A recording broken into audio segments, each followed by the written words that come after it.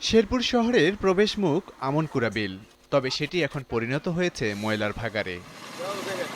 দিনরাত পালা করে শহরের উচ্ছিষ্ট ময়লা ফেলা হচ্ছে শহরের গির্দা নারায়ণপুরের এই বিলটিতে। আর গরু, কুকুর ও কাক এভাবে প্রতিদিন নিজেদের খাদ্য খুঁজে নিচ্ছে ভাগাড় থেকে। ময়লা আবর্জনা থেকে ছড়াচ্ছে জীবাণু, জন্ম নিচ্ছে মশা, মাছি ও পোকামাকড়। তীব্র দুর্গন্ধের মধ্য দিয়ে প্রতিদিন এ পথ দিয়ে যাতায়াত করছেন হাজার হাজার মানুষ। রাস্তাতে চলাচল করি তো আমাদের দুর্গন্ধের কারণে অনেক অসুবিধা হয়। আমরা শ্বাস নিতে কষ্ট হয়, অনেক সময় আমাদের গন্ধের কারণে নাকের মধ্যে ঝামেলা হয় বা আমাদের পেটের মধ্যে গন্ধের কারণে ঝামেলা হয়। জায়গায় ব্যবসা বাণিজ্য করি, ঠিক আছে, সারাদিন আমরা থাকি, এই রাত্রেও ময়লা ফেলা, সকালেও ময়লা ফেলা, দিনেও ময়লা ফেলা, ময়লার গন্ধের ঠেলায় আমাদের পেটে মনে করেন সমস্যা হয়ে যায়।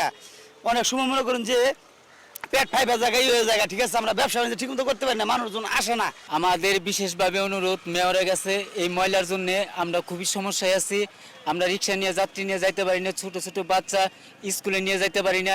তারা গন্ধের জন্য তাদের নাক মুখ দিয়ে অনেক সময় বমিও করে ফেলায়। বৃষ্টি হলে এটা তো আরো বেশি সমস্যা করে, তার জন্য আমরা কিছুদিন পরে আর কি ছেড়ে দিব বাসাটা। বাসা ভাড়াটেও আসে না, গন্ধের জ্বালায় বাচ্চারা যে কোনো দিকে যাইতে পারে না, বাচ্চাগুলো অসুস্থ হয়ে যাইতেছে, সবগুলো বাচ্চা অসুস্থ, মানে একটার পরে একটা প্রবলেম থাকেই। বাচ্চা বের হতে পারছে না দুর্গন্ধে। আমি 3টা রুম আছে ভাড়া দেবো, ভাড়াও দিতে পারছি না, পৌরসভায় ট্যাক্সও দিতে পারছি না।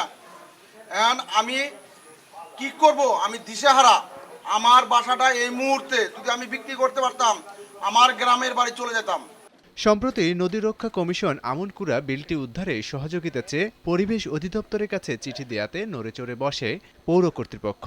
স্যানিটারি রেলফিলের যে কয়েকটা স্টেজ আমি দেখলাম, ইটস এ ফ্যান্টাস্টিক এবং ভালো একটা প্রকল্প। অলরেডি বিস্তর জায়গাতে কলাবতী গাছ লাগানো হয়েছে, যেগুলো জীবাণুকে মেরে ফেলে বা শোষণ করে পানিটাকে পরিষ্কার করে দেয়। আর ওখানে যে গ্যাস চেম্বারগুলো উপরের দিকে উঠবে, এটাও 16টা রেডি হয়ে গিয়েছে। এখন শুধু মেয়র মহোদয় বা পৌর কর্তৃপক্ষের সদিচ্ছার উপরে নির্ভর করতেছে। এর ফলে আমনকুরা বিলের আর ময়লা ফেলার প্রয়োজন পড়বে না। এদিকে দ্রুত ময়লার ভাগাড় স্থানান্তরের আশ্বাস দিয়েছেন পৌর মেয়র। আমনকুরা বিলের যে মূল পানি নিষ্কাশনের যে মূল ধারা, সেটা কিন্তু এখনো খোলা আছে।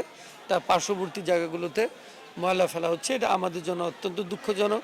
কারণ শেরপুর পৌরসভার অন্যত্র আমরা ইতিমধ্যেই মিরগঞ্জের পার্শ্ববর্তী আমাদের যে একটা জায়গা আমরা লিজ নিয়েছি, সেখানেই কিন্তু শহরের অধিকাংশ ময়লা ফেলা হয়।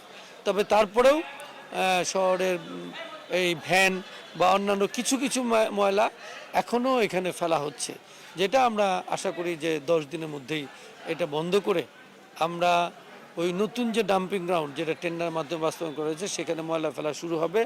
এবং আমরা এই আমনকুড়া যে এলাকার পানি চলাচল প্রবাহ যেন বন্ধ না হয় এবং যেটা পুরানো অবস্থায় নাব্যতা ফিরে পায়, সেই জন্য আমরা ব্যবস্থা গ্রহণ করি। 3,40,46,000 টাকা ব্যয়ে নতুন স্যানিটারি ল্যান্ডফিল বাস্তবায়নের কাজ করছে এলজিইডি।